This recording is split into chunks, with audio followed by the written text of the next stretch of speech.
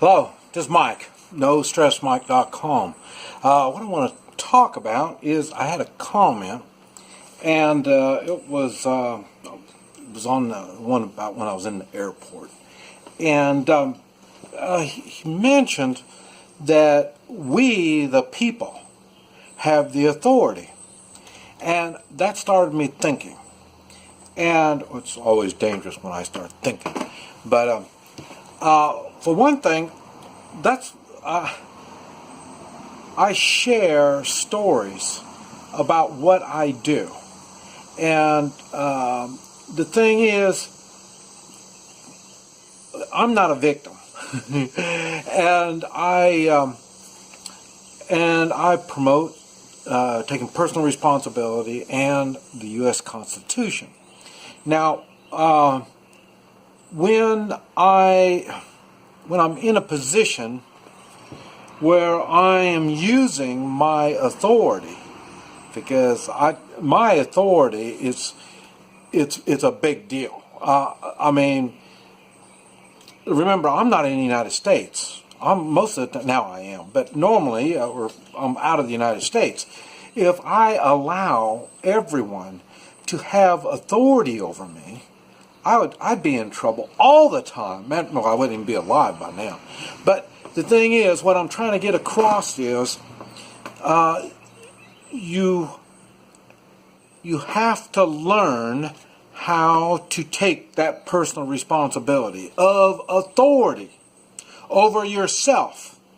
You don't need to have authority over other people. I mean, they got their own problems. That's the last thing you want, the authority over them.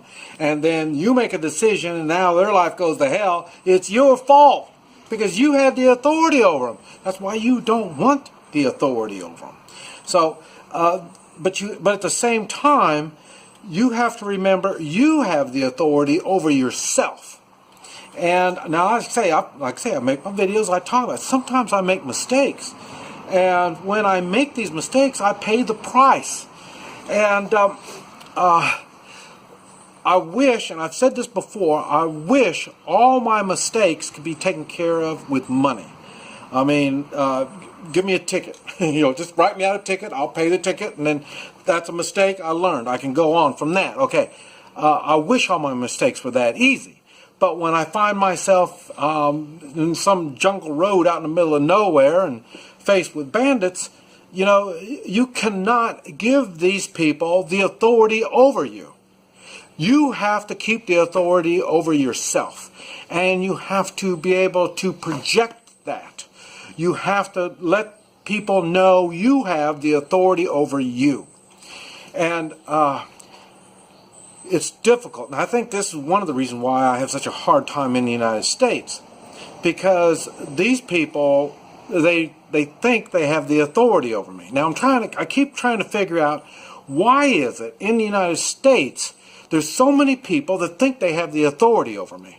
But when I'm outside the United States, there's people that think they have the authority over me, but like I say, I can use the same tactics outside the United States and show them that they don't have the authority over me.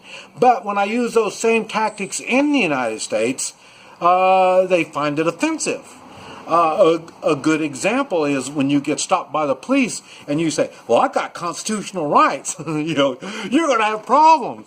So the thing is, you don't say you have the authority. You don't say I've got rights. This is, I guess, why I don't like it when people, I call them bitching and whining. Well, I've got the right to do it. You don't have a right to do crap. And that's the reason is you start projecting it out like that. In my face, you don't have that right. You don't have the right to push your crap in my face. See, so, like I say, your rights, don't let your rights think that they're going to cover up my rights. It doesn't work that way. Okay, now I can do that out of the country. And so now I'm trying to think, well, what is it that I do in the United States that keeps me out of trouble? Wait a minute. I'm not saying I don't get in trouble in the United States. I get in trouble in the United States a lot. It used to be easier for me to get out of trouble.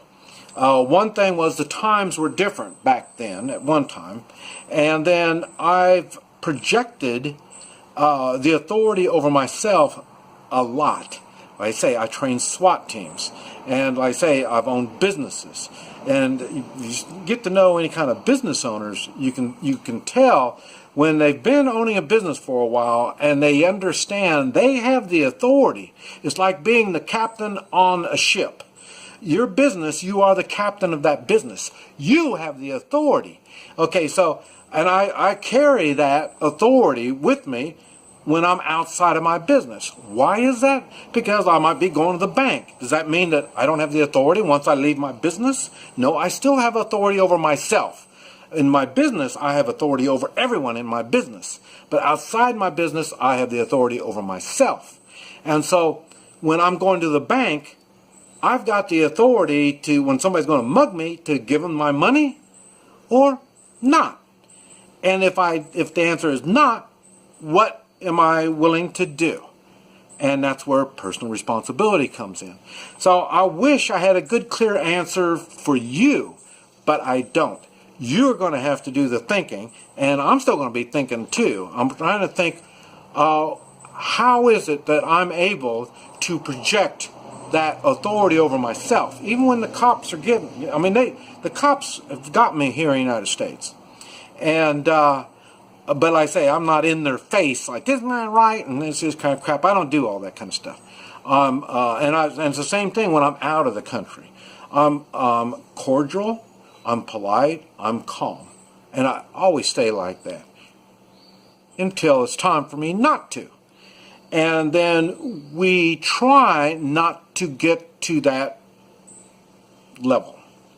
I've talked about when on the bandits.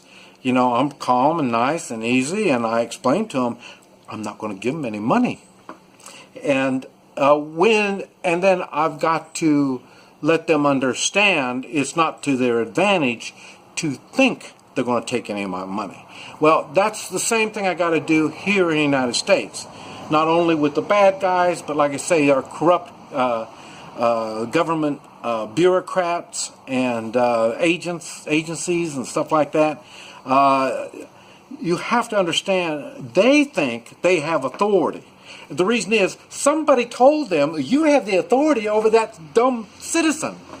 You know, so they believe that they have that authority. They don't realize, I am one of we the people.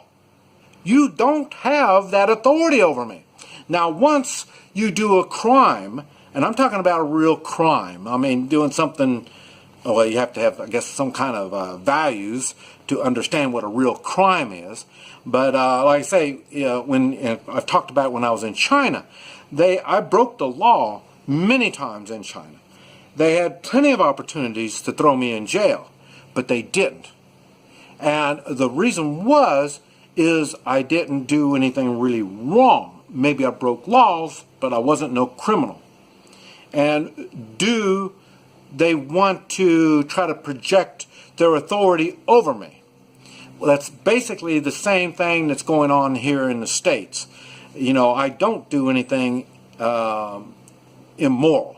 And like I say, most everything I do is I try to stay moral in all my actions, because like I say, once I do something immoral, it opens me up for a lot of things. Kind of like when I was in the convenience store and I shot the guy. He was acting immoral, okay?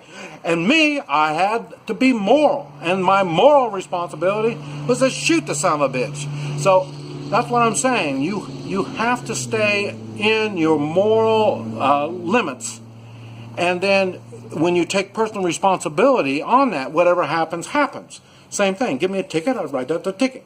I mean, I can break kind of laws like that. You know, it just, it gets heavy in my pocket, trying to take out all that money. But like I say, I can't do any criminal type acts.